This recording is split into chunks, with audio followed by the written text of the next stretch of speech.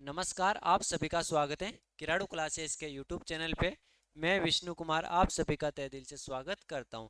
जैसा कि मैंने आपको पहले बताया था कि हम बहुत जल्द रीट के बैच स्टार्ट करने जा रहे हैं, तो वह घड़ी आ चुकी है साथियों। अब हम रीट के बैच स्टार्ट कर चुके हैं, यानी आज से आपको रीट के लिए साइंस की और साइकोलॉजी क्लास मिलेगी। लेवल फर्स्ट और सेकंड के लिए तो साइकोलॉजी की, और जो लेवल सेकंड से साइंस की तैयारी कर रहे हैं उनको क्लास उपलब्ध होगी। उसका टाइम टेबल आपको बता दिया जाएगा कि कब क्लास मिलेगी। तो आप सोच रहे हो कि किसके द्वारा साइकोलॉजी पढ़ाई जाएगी और किसके द्वारा साइंस पढ़ाया जाएगा। अब हम आपको मिलाने जा रहे हैं साइकोलॉजी के सर से, अजय सर, जो हमारे बीच उपस्थित है। अब अजय सर आपको डेली साइकोलॉजी की एक क्लास देंगे। आइए सर, आपका स्वागत है किराड़ू क्लासेज पे।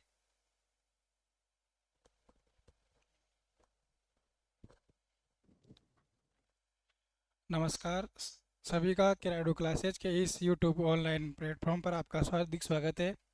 मैं अजय कुमार, अध्यापक लेवल 2, आपका हार्दिक स्वागत करता हूं। जैसा कि आपको विदित है कि जैसे विष्णु सर ने आपको बताया कि किराडू क्लासेज के यूट्यूब चैनल पर विज्ञान और साइकोलॉजी की क्लासें रीट के लिए नियमित संचालित होने वाली है। तो उसका टाइम टेबल आपको जल्दी ही नोट करा दिया जाएगा। तो उसका अपन बिना कुछ टाइम वेस्ट किए इसका सबसे पहले सिलेबस पे डिस्कशन करते हैं। परीक्षा में आने वाले प्रश्नों का पैटर्न किस तरीके से रहता है और किस तरीके से एग्जामिनर इनमें क्वेश्चन पूछता है साइंस और साइकोलॉजी में, तो अपन इनके बारे में चर्चा करेंगे। तो अपन शुरू करते हैं सिलेबस के डिस्कशन से।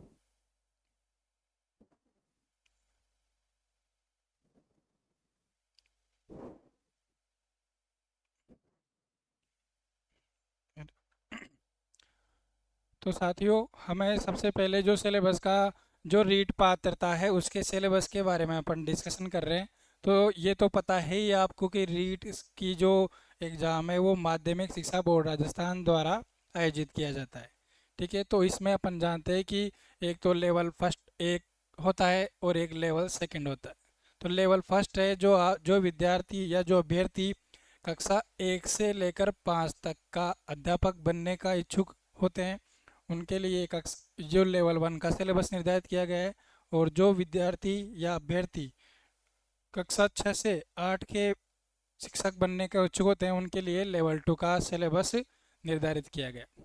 ठीक है, तो अपन सिलेबस साइकोलॉजी के सिलेबस पर चर्चा शुरू करते हैं। तो ये अपने जो पूर्णांक रहता है इसका रीट पात्रता परीक्षा में साइकोलॉजी का 30 नंबर का।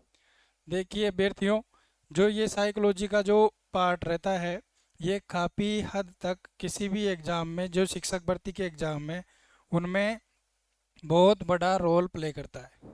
ठीक है, तो इन इन जो साइकोलॉजी के जो विभिन्न सिद्धांत है उनका अपन जो अपना आधार रहेगा वो एक अपनी एनसीईआरटी की किताब रहेगी। ठीक है, क्योंकि अपन जानते हैं कि माध्यमिक शिक्षा बोर्ड अब जो अपने सारे सवाल बनाता है वो एनसीईआरटी की किताबों से बनाता है। तो मैं आपको सीधे साफ शब्दों में कह रहा हूँ कि अपना जो मूलाधार रहेगा वो एनसीईआरटी की बुक्स रहेगा, उनके जो कंसेप्ट है उसके बुक के, और उसको अपन समझने का प्रयास करेंगे। परीक्षा में जिस प्रकार के प्रश्न पूछे जा रहे हैं उन प्रश्नों का अपन डिस्कशन करेंगे। ठीक है, इसमें अपन कोई भी और बुक्स वगैरह है उनकी भी आवश्यकता होगी तो अगर उनकी भी सहायता लेंगे, लेकिन जो मूल रूप से फोकस रहेगा वो साइकोलॉजी का एनसीईआरटी और साइंस की भी एनसीईआरटी बुक्स पर रहेगा। जिसको एनसीईआरटी बुक्स में पढ़ने में इंटरेस्ट नहीं है उसमें भी अपन इंटरेस्ट क्रिएट करने की कोशिश करेंगे। क्योंकि अपने जैसे आप और आसपास की कोचिंगों में देखते हैं कि जो माहौल है इस तरीके से दिखाया जाता है डर का एग्ज़ाम के प्रति, तो वो अपने को तोड़ना है। क्योंकि मैं खुद भी इस एग्ज़ाम में सेलेक्टेड हूँ तो मुझे पता है कि एग्ज़ाम के प्रश्नों का लेवल किस तरीके से रहता है, कहाँ से एग्जामिनर प्रश्न पूछता है। तो अपन उसी आधार पर इसका अध्ययन करेंगे। क्योंकि कोचिंगों में इस तरीके से बताया जाता है कि एग्ज़ाम का लेवल बहुत ज़्यादा ये है वो है, एक तरीके हवा बनाया जाता है। और वो खुद इस बात को स्वीकार करने से बचते हैं कि एनसीईआरटी की प्रश्नों का और जो एग्ज़ाम का मूलाधार है, क्योंकि उनके बनाए हुए नोट्स है वो उनको फॉलो करवाने की कोशिश करते हैं। तो मेरा तो सीधे आपसे यही रहेगा कि आप जो मैं पढ़ाऊँगा उसका जो आधार रहेगा वो एनसीईआरटी रहेगा। तो अपन डिस्कशन करते हैं। पहला जो खंड है अपना बाल विकास एवं शिक्षण विधियाँ, इसी को ही अपन सामान्य भाषा में साइकोलॉजी बोलते हैं। क्या बोलते हैं? साइकोलॉजी।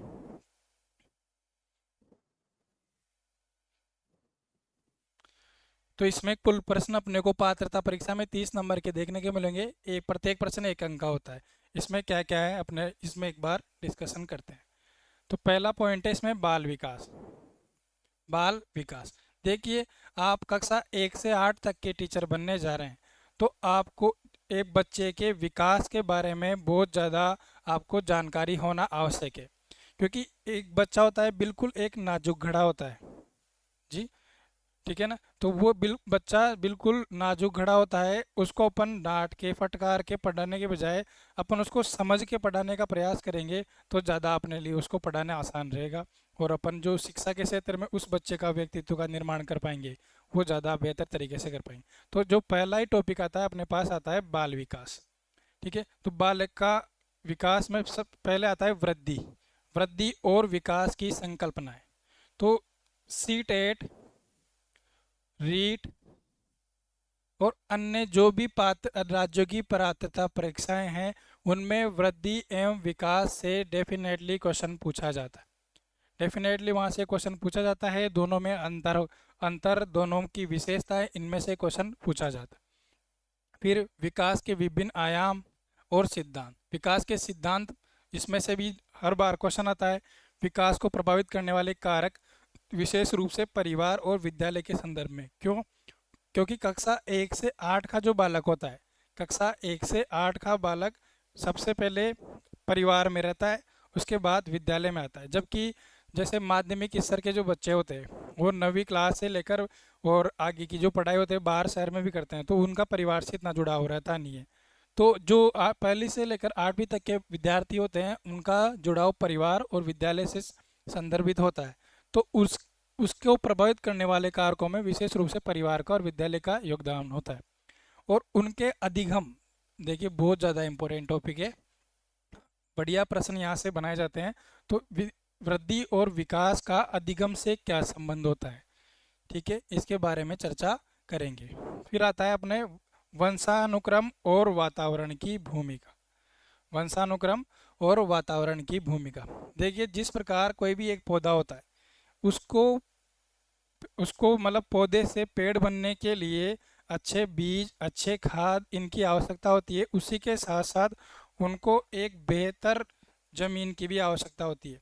ठीक है, तो अपन साइकोलॉजी में वंशानुक्रम और वातावरण को इस तरीके से ही परिभाषित करते हैं कि कोई भी बच्चा है तो उसका जो महत्तम विकास है, उसका आनुवांशिक संरचना है, वो उसको विकास को तय कर देती है। परंतु जो वातावरण है वो वातावरण उसके विकास में बहुत ज़्यादा भूमिका निभाता है। ठीक है, तो इसके बारे में अपन चर्चा करेंगे। व्यक्तिगत विभिन्नताएं का अर्थ देखेंगे। व्यक्तिगत विभिन्नताएं मतलब किस प्रकार से व्यक्ति किस आधार पर प्रभावित होते हैं वातावरण से। ठीक है, फिर अपन देखेंगे व्यक्तित्व की संकल्पना। किसी भी प्रकार का व्यक्तित्व, कोई व्यक्ति कैसा है, इस दुनिया में कितने लोग रहते हैं, सबका व्यक्तित्व, सबका अलग अलग तरीके का व्यक्तित्व होता है। आप अपने मित्र से जैसे बातचीत करते हैं तो आपके और उसके विचार में बिल्कुल समानता नहीं पाई जा सकती। तो उसका जो विचार है, उसका व्यक्तित्व वो अलग है और आपका व्यक्तित्व अलग है। तो व्यक्तित्व की प्रकार पढ़ेंगे अपन, प्रभावित करने वाले कारक पढ़ेंगे, और मापन, व्यक्तित्व का मापन किस तरीके से किया जा सकता है। तो मापन के लिए अपन अनेक विधियों की चर्चा करेंगे। ठीक है, फिर उसके बाद बुद्धि, इंटेलिजेंस, इसकी संकल्पना, सिद्धांत, इसका मापन। ठीक है, और बहुबुद्धि सिद्धांत जो कि बहुत ही ज़्यादा इम्पोर्टेंट है, हार्वर्ड गार्डनर का, जो हर बार हर एग्जाम में इसमें से क्वेश्चन पूछे जाते हैं। ठीक है,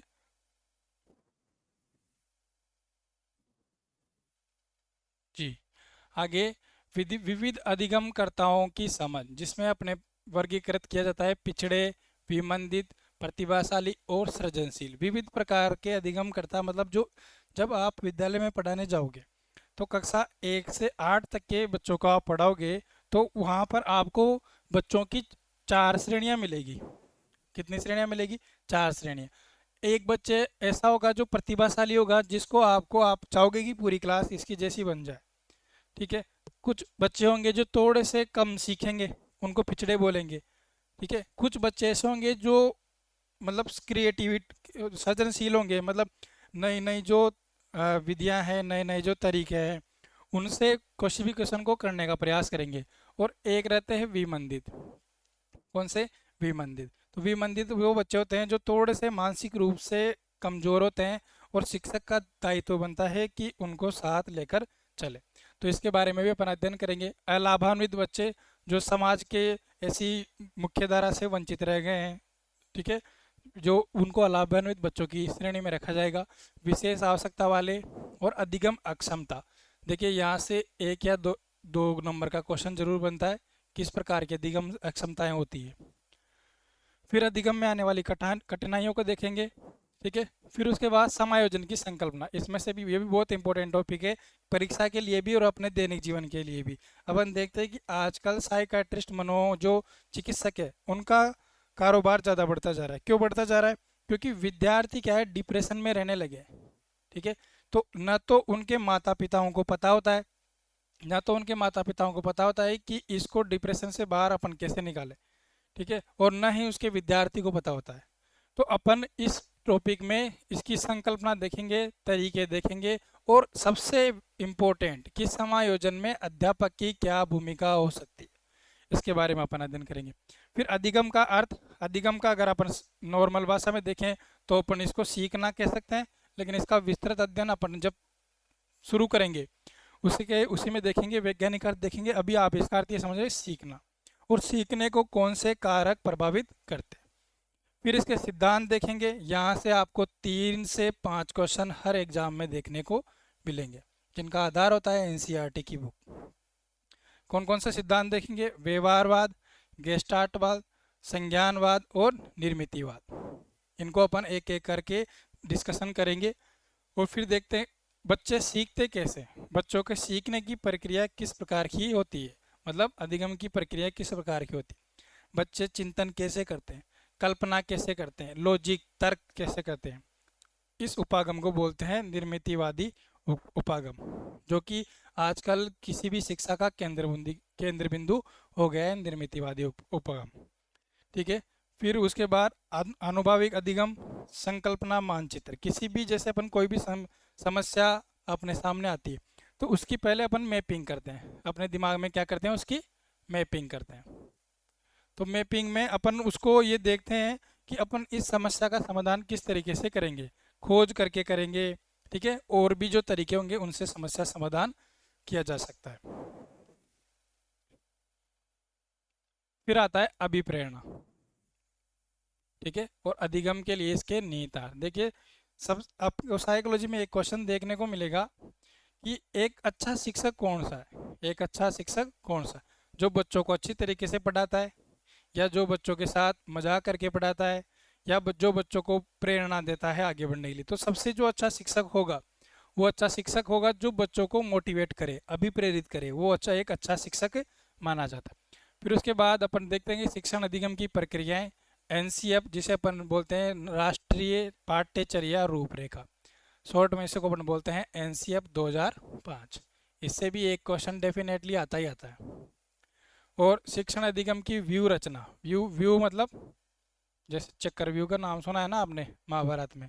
तो व्यू का मतलब होता है किसी भी चीज़ की मैपिंग करना, चित्रण करना। किसी भी समस्या का समाधान करने के लिए अपन मैपिंग करते हैं। या फिर जैसे मान लो आप कोई गांव जाना चाहते हो तो अपन आप गूगल पे देखते हो पहले, भाई अपन किस तरीके से जाएंगे, है ना। तो उसी तरीके से लर्निंग के लिए भी अपने को एक व्यू की रचना करनी होती है। जैसे आप पात्रता परीक्षा की तैयारी करेंगे, उसके बाद जैसे आप पात्रता परीक्षा में सेलेक्ट हो जाओगे, उसके बाद आप मुख्य परीक्षा की तैयारी करोगे, तो उसके लिए भी आप मैपिंग करोगे, व्यू बनाओगे, भाई हाँ मेरे को इस तरीके से पढ़ाई करनी है। फिर उसके बाद आकलन, मापन और मूल्यांकन, ये तीनों बहुत ही आपस में जुड़े हुए, और इनमें इतना माइनर अंतर होता है कि कभी कभार अपन प्रश्न में समझ ही नहीं पाते हैं कि ये कहना क्या चाह। तो इसका भी अपन अर्थ देखेंगे, उद्देश्य देखेंगे। समग्र एवं सतत मूल्यांकन जिसे सीसी बोलते हैं, उपलब्धि परीक्षण और सीखने के प्रतिफल। सीखने के प्रतिफल मतलब आउटकम। आउटकम क्या होता है भाई? जैसे 5वीं क्लास में आपने बच्चे को पढ़ा दिया व्रत, ठीक है, तो अब व्रत पढ़ाने के बाद आप बच्चे से क्या उम्मीद करोगे कि व्रत के बारे में बच्चे को क्या क्या आना चाहिए, तो उसे बोलते हैं सीखने के प्रतिफल। ठीक है। उसके बाद होता है क्रियात्मक अनुसंधान। क्रियात्मक अनुसंधान ये होता है, जैसे मान लो आप विद्यालय में शिक्षक बन के जाओगे, मेरी आशा है कि आप जल्दी बन के जाएं। तो उसमें क्या होता है, जैसे विद्यालय में कभी कभार बहुत सी समस्याएं आ जाती है, गवर्नमेंट स्कूल होते हैं, ग्रामीण इलाकों में होते हैं, तो कभी कभार ऐसी समस्याएं आ जाती है स्थानीय लेवल पर भी। तो उनकी समस्याएं आप किसको बताओगे? आप खुद अपने स्तर पर ही प्रयास उसको हल करने का प्रयास करोगे, न कि आप वहाँ पे फ़ोन कर रहे हो कि नहीं हमारे स्कूल में तो ये नहीं है, ये नहीं है। तो आपको जो स्कूल में जो समस्याएं देखने को मिल रही है ना, उनका समाधान आप अपने स्तर पर ही करोगे ना, उसको बोलते हैं क्रियात्मक अनुसंधान। इसमें से आपको एक क्वेश्चन डेफिनेटली देखने को मिलता है, वेरी इंपॉर्टेंट। शिक्षा का अधिकार अधिनियम 2009, अध्यापकों की भूमिका एवं दायित्व, सबसे ज़्यादा इम्पोर्टेंट है। RT 2009 आप सुनते भी होंगे कि किसी भी विद्यालय में, हाँ उसका फलाने का बच्चे का किस में एडमिशन हो गया, RT में एडमिशन हो गया, उसकी फीस नहीं लगेगी। तो क्यों नहीं लगेगी? तो इस अधिनियम की अपन विस्तृत चर्चा करेंगे। अपने सिलेबस में अध्यापकों की भूमिका और दायित्व ही है, तो अपन केवल उसी की चर्चा करेंगे, पूरे जो RT एक्ट है उसका अध्ययन नहीं करेंगे, जो मुख्य मुख्य बातें हैं उसका अध्ययन करेंगे। ठीक है। तो अपन ने जो मुख्य रूप से जो अपना सिलेबस था उसका एक ओवरव्यू ले लिया है। ठीक है। उसके बाद अपन एक बार जो सिलेबस है उसमें जो मनोविज्ञान है उसकी परिभाषा, उसका एक्चुअली जो कंसेप्ट क्या है, व्हाट इज साइकोलॉजी, साइकोलॉजी है क्या, क्यों पढ़ रहे हो, तो उसके बारे में अपन अध्ययन करना शुरू करेंगे। पहुंचे? ठीक।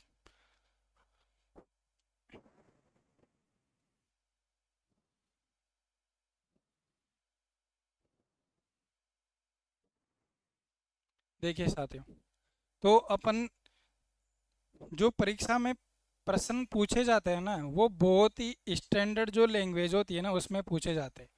ठीक है।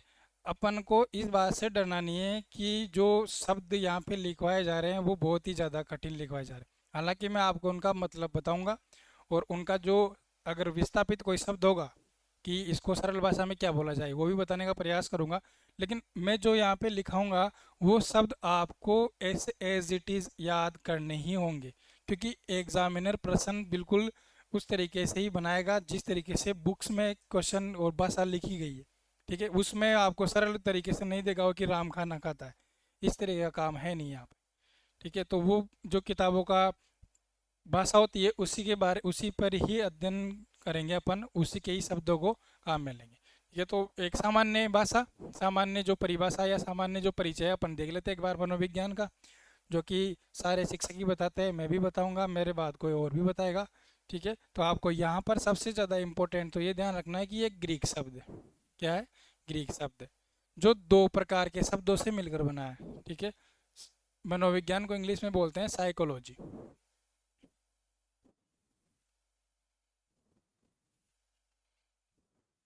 क्या बोलते हैं? साइकोलॉजी। तो साइकोलॉजी शब्द है वो दो शब्दों से मिलकर बना हुआ है, साइकी और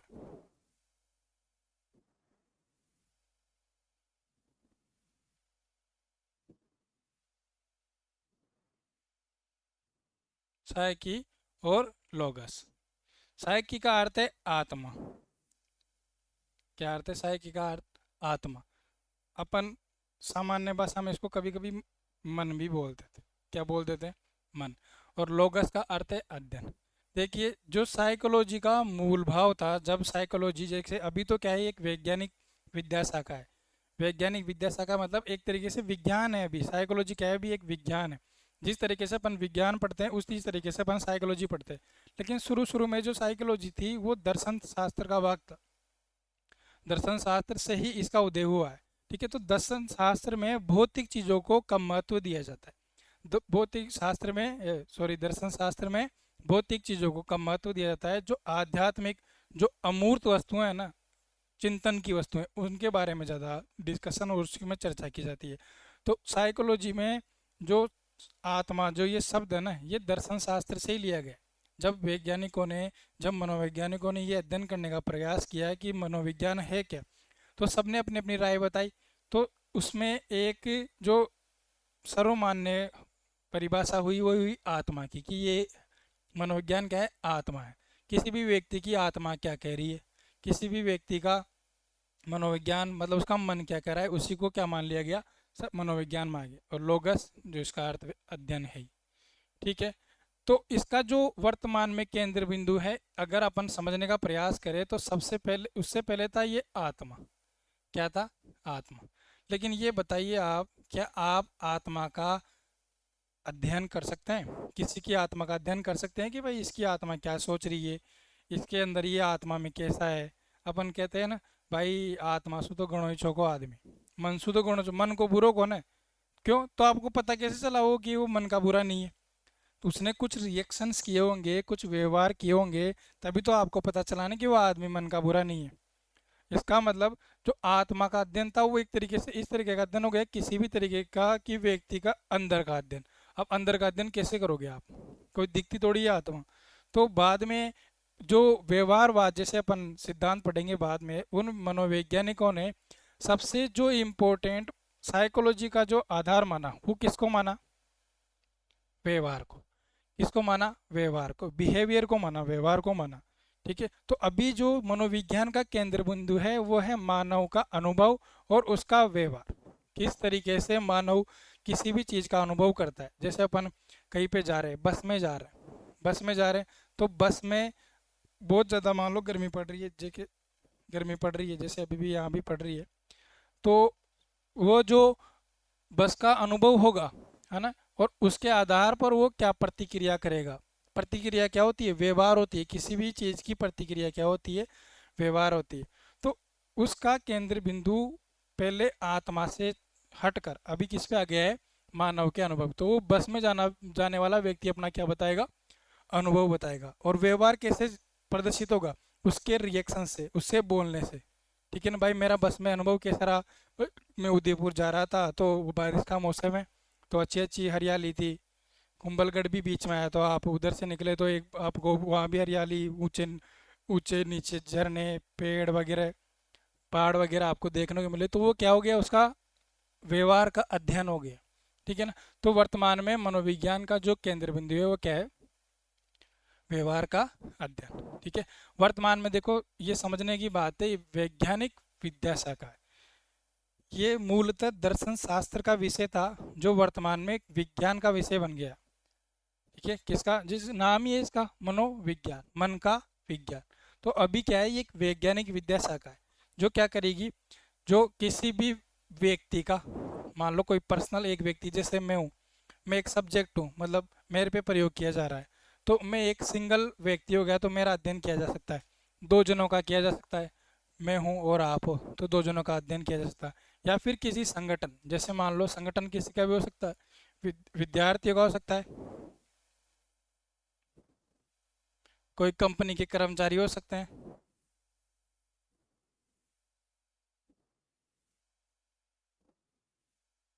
ठीक है, तो जो संगठन है उसका भी अध्ययन मनोविज्ञान में किया जा सकता है। तो इसको वर्तमान में विद्याशाखा माना जाता है। इस पेज में आपके लिए याद रखने वाली बात सबसे ज़्यादा इम्पोर्टेंट तो ये है कि वर्तमान में मानव विज्ञान का केंद्र बिंदु क्या है, मानव का अनुभव और उसका व्यवहार। मानव का अनुभव और उसका व्यवहार, तो इसका आधार जैविक भी हो सकता है और सामाजिक भी हो सकता है। जब अपन इसको विस्तृत रूप से पढ़ेंगे मानव विकास को, तो जैविक और सामाजिक आधारों को तब चर्चा करेंगे। ठीक है, आगे देखिए।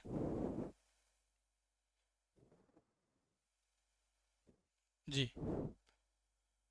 तो अपन ने जो उस स्लाइड पर चर्चा की, उसी स्लाइड को अपन ने एक जगह संकलित करके इसकी परिभाषा बनाने का प्रयास किया है, जो आपके लिए बहुत इंपॉर्टेंट रहेगी। एक एक शब्द इसमें इंपॉर्टेंट रहेंगे। देखिए क्या है साइकोलॉजी की परिभाषा, मानसिक प्रक्रियाओं, क्या, मानसिक प्रक्रियाओं, अनुभवों एवं विभिन्न संदर्भों में व्यवहारों का अध्ययन। देखिए बहुत इंपॉर्टेंट है, ध्यान रखना है आपको ये। मानसिक प्रक्रियाओं, अनुभवों एवं विभिन्न संदर्भों में व्यवहारों का अध्ययन क्या कहलाता है, मनोविज्ञान कहलाता है। मानसिक प्रक्रिया, कोई भी व्यक्ति है, बेटा बेटा क्या सोच रहा है, उसके दिमाग में क्या चल रहा है। जैसे मान लो कहीं से आया है तो वो उसके बारे में सोच रहा है, भाई आज मेरे को बस स्टैंड पे जाना पड़ा, उसके बाद बरसात शुरू हो गई, उसके बाद मेरा दोस्त मेरे को लेने आया, उसके बाद हम हमारे तीसरे दोस्त के घर पे गए। तो ये क्या है, उसकी मेंटल प्रोसेस, मानसिक प्रक्रियाएं हैं। और उस मानसिक प्रक्रियाओं को वो किसके रूप में बता रहा है, अनुभव के रूप में। किसके रूप में बता रहा है, अनुभव के रूप। और जो अपने सामने वो रिएक्ट कर रहा है वो क्या है, व्यवहार। क्या है, व्यवहार। ठीक है, तो मानसिक प्रक्रियाएं, इसके बारे में अपन एक थोड़ा सा ओवरव्यू देखते हैं क्या है मानसिक प्रक्रियाएं।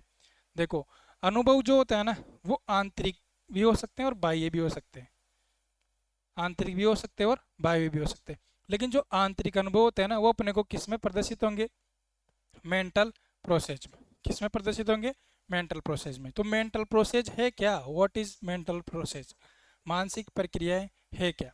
ठीक है, तो किसी की चीज़ के बारे में चिंतन करना, ठीक है, उसको याद करना, और जैसे कोई समस्या अपने सामने उत्पन्न हो गई तो उस समस्या का समाधान करना क्या है, मानसिक प्रक्रियाएं। ये सब मानसिक प्रक्रियाओं के उदाहरण हैं।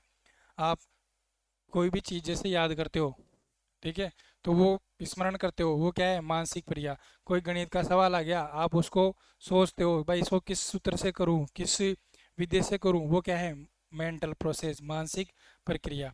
आप जब दरवाजे पे जैसे सो रहे हो आप, ठीक है, जब आप सोते रहते हो तब भी आपको दरवाजे का खटखटाना सुनाई देता है, इसका मतलब क्या है, आपका जो ब्रेन है, आपका जो दिमाग है, वो अभी भी कार्य कर रहा है। और वो किसके रूप में प्रदर्शित होते हैं अपने को, मानसिक प्रक्रियाओं के रूप में। आप कोई भी चीज़ सीखते हो, साइकिल चलाना सीखते हो, मोटरसाइकिल चलाना सीखते हो, तो वो किसके रूप में प्रदर्शित होते हैं, मानसिक प्रक्रियाओं के ऊपर। जानते हो आप किसी भी चीज़ को। और प्रत्यक्षण, प्रत्यक्षण इसका अपन विस्तृत चर्चा करेंगे, लेकिन अभी अब इसका थोड़ा बहुत बता देता हूँ आपको। प्रत्यक्षण ये होता है किसी भी चीज़ के बारे में, जैसे अपन ने कोई देखा, जैसे कोई ट्रेन जा रही थी, अपन ने उसके बारे में अपनी जो संवेदी तंत्र है, संवेदी तंत्र मतलब अपनी जो ज्ञान इंद्रिया है, उसके माध्यम से अपन ने उसको देखा।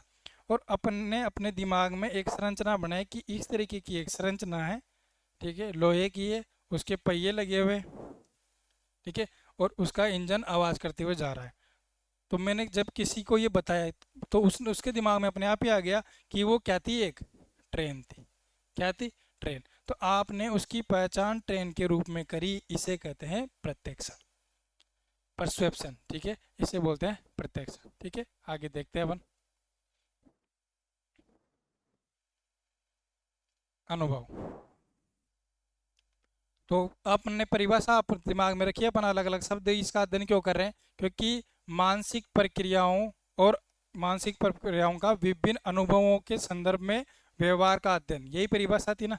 तो उसके बाद जो अपना सेकंड जो टॉपिक है, या टॉपिक तो क्या बोलेंगे अपन, जो अगला परिभाषा को अपन ने तोड़ा था ना, मानसिक प्रक्रिया है, उसके बाद अनुभव। तो उसके बारे में देखते हैं। तो अनुभव क्या होते हैं, किसी भी चीज़ के बारे में अनुभव दो प्रकार के होते हैं, एक तो ऑब्जेक्टिव और एक सब्जेक्टिव। ऑब्जेक्टिव और सब्जेक्टिव, ये चीज़ें अपन मनोविज्ञान की जब विधियाँ पढ़ेंगे उसमें भी बताऊंगा मैं आपको कि ऑब्जेक्टिव या सब्जेक्टिव क्या होते हैं। लेकिन अभी ये समझ रही है आप कि ऑब्जेक्टिव का मतलब होता है जो अनुभव सबके लिए समान हो। जैसे अभी बरसात का मौसम चल रहा है, ठीक है, तो करेले की सब्जियां, ये सब्जियां बनती है, तो करेला मेरे लिए भी कड़वा है, आपके लिए भी कड़वा है, ठीक है, सभी लोगों के लिए करेला कड़वा है। तो जो चीज़ सभी के लिए समान है, जो अनुभव सभी के लिए समान है, वो अनुभव कौन से होते हैं, ऑब्जेक्टिव।